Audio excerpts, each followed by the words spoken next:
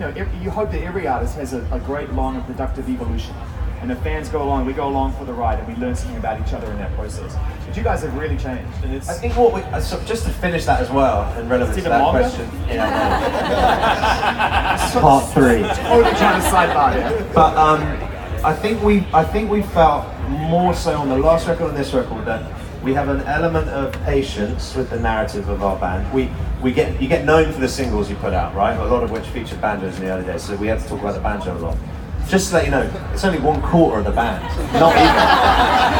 The loudest quarter, sure. Yeah, man, I mean, you guys mix that banjo fucking loud. That's true. But I guess we ask of our audience a certain amount of patience too. And I think what we realised, especially on this record, and maybe a bit on the last one, is this isn't the last record we're going to make. We're going to make a ton more. So we sort of Yeah. Has anyone got a question? Yeah? Yeah, so I guess what are some of the challenges that you've encountered and kind of how you, as being artists, from starting ground up, working to where you are today, which is amazing, and kind of how you've overcome those challenges? I know that's a very broad question, but I feel like you're an inspiration to a lot of people, so it's kind of good to hear that perspective from someone. So, and thank you so much for what you do. We love you. Everyone loves you. I'll give you one challenge, and it's something that's come up a lot recently as we announce these dates. Is every time you go somewhere new, there's an expectation that you're going to go back there. We want to go back there. So as we've had the opportunity to expand out of London, then around the UK, and then we came to the US for the first time in 2008, and we played all across the country. And it's kind of this strange, accumulating sense of responsibility that gets built. And now we just announced 63 shows, but we've got loads. I mean, that's we barely even scratched the surface of lots of other parts of the world that we still want to get to. And that's only 6 months of touring. We plan to tour this for a couple of years, so we just, that's the first bit we announced. So that's a challenge that we're faced with is practically and logistically, and it's not just getting on a plane and turning up with some instruments. The machine that goes behind is trying to organise this, book it, figure out how to work with the venues. There's a lot to it. So we're always more so right now than ever, I think, grateful for the people that actually make it possible for us to be sat here today with you. There's a lot of amazing people who never will get the limelight. There's also, you have families and friendships and relationships and things now that you're living life. And when you're young, you're starting your band, you're having that first taste of success. That's all you really focus on because you've got it in your hand. Yeah. And then all of a sudden, the world opens up and you start to develop real life, and that has to fit into music, and it's for the first time. And I wonder how that balances, knowing that you've got 2 years of touring ahead of you, and you've got life now. And there's a lot to figure out there. I mean, I think firstly, in answer to your question as well, one of the challenges in anyone's life is how to manage your relationships well. And I think within a band, it's a bit like a marriage, and trying to figure out how to do that well, because we set it up we want to be a band for as long as we can. I mean, as long as we want to be a band, we want to allow ourselves to be a band.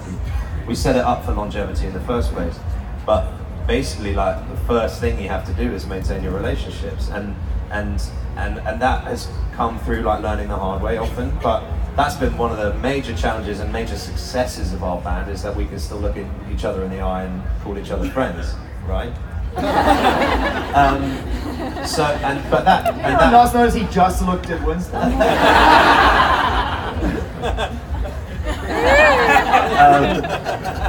That's it's a challenge, but it's also a priority really before most other things. And I guess the same goes for home life as well. Being able to walk away from a family or from a group of friends, confident that you can go back again. Yeah. And I suppose a lot of that is listening, really. Actually, we could get right into it. I don't want to sound too hippy-dippy, but we kind of prioritize relationship. Yeah, it's important. Although I did read on Twitter recently that some guy has said, I have it on good authority that Mumford sounds a complete cunt. Who's the authority? I don't know, man. Who's the authority?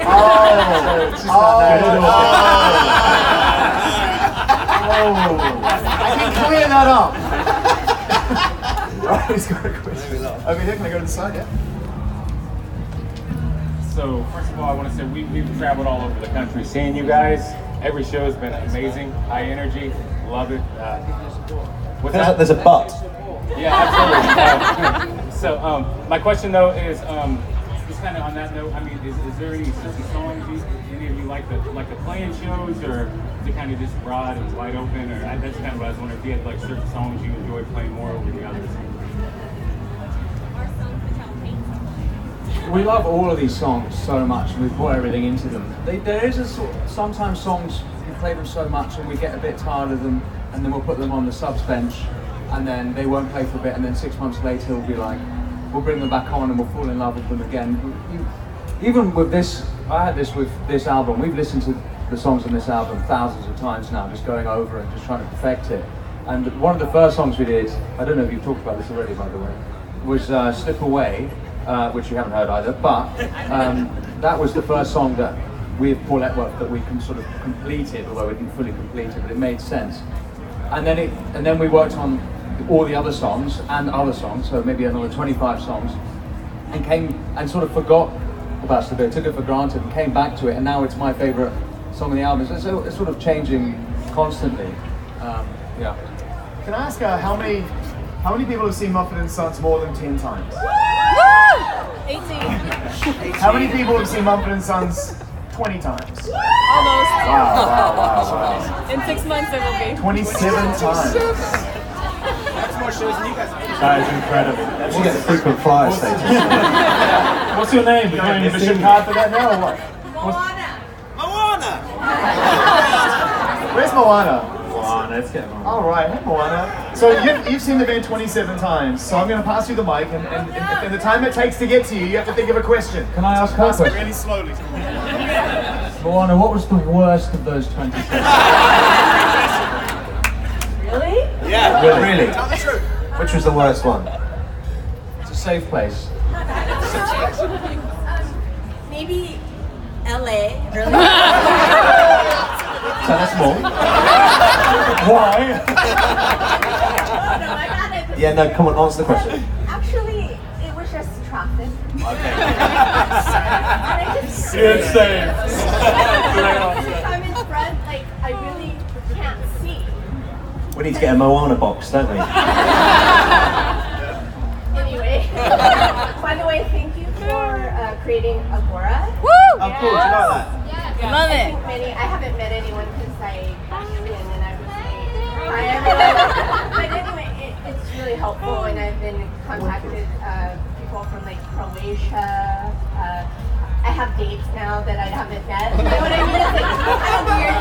But just concert buddies Yeah, that really, that's really great. understand That's really cool. what we feel. So Where are you thank from?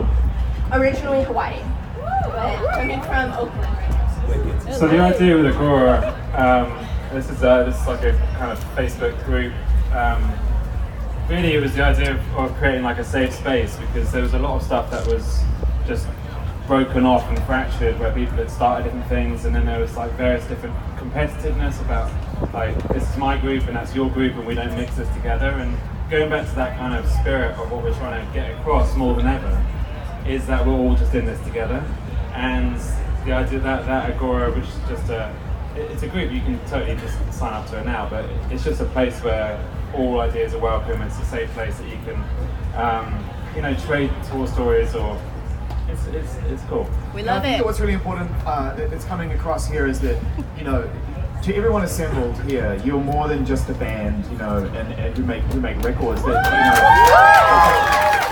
I think the music you make really helps people, and it speaks to people in a very real way, and ultimately it helps people when they need it. And I want to ask you guys, going down the line really quickly, starting with you, Winston, so you're on the spot.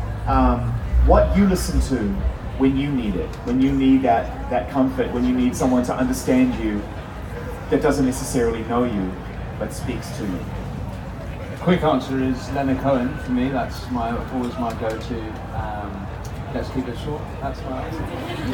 Radiohead. Oh, but which era? Which one? Any of it? Hail to the Thief. House of the Faith, beautiful. There's actually a specific song that I come back to time and time again. It's About Today by The National. And it's like my go-to whenever, and it's amazing how that song can take on a different meaning for whatever's happening. And I love that tune. It's like, it's a dark day, press play. I have that. Probably Nick Drake. Well, you guys are really walking the cliches, right? No one listens to Iron Maiden when they're down? Just me? Okay. Zane, what's yours? No, truthfully, probably Bon Iver. Probably Bon Iver. Probably the second Bon Iver album. Perth, mainly, over and over and over and over again. Okay, has anyone got another question? Yeah, guy in the hat. You just shout it out. Alright. So, Hopeless Wanderer is one of my favorite songs. That song came out when I was trying to find myself. And since that time, I've found my fiance. Who's here. It's 40th birthday, actually.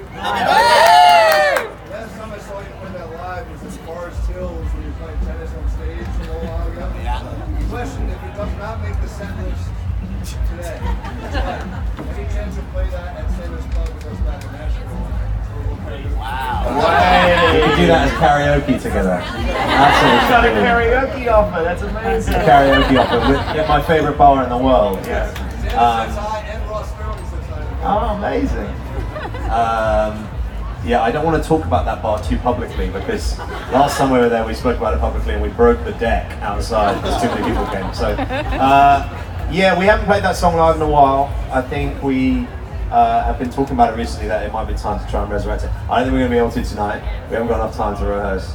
But we love that song. I think for a while we lent into the comedy of the video of that song a little too much, which was fun, but I think slightly made it too comedic for us in our heads to play for a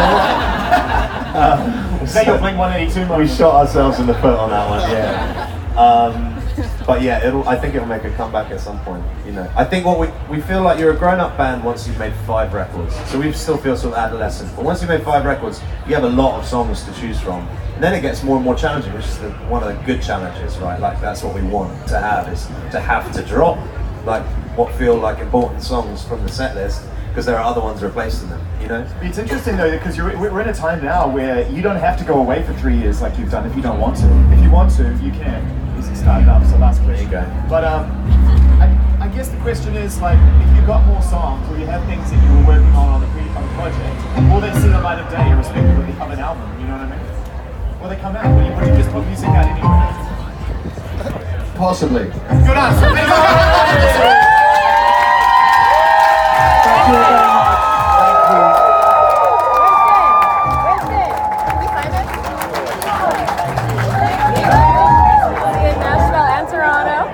See you in Toronto. Marcus.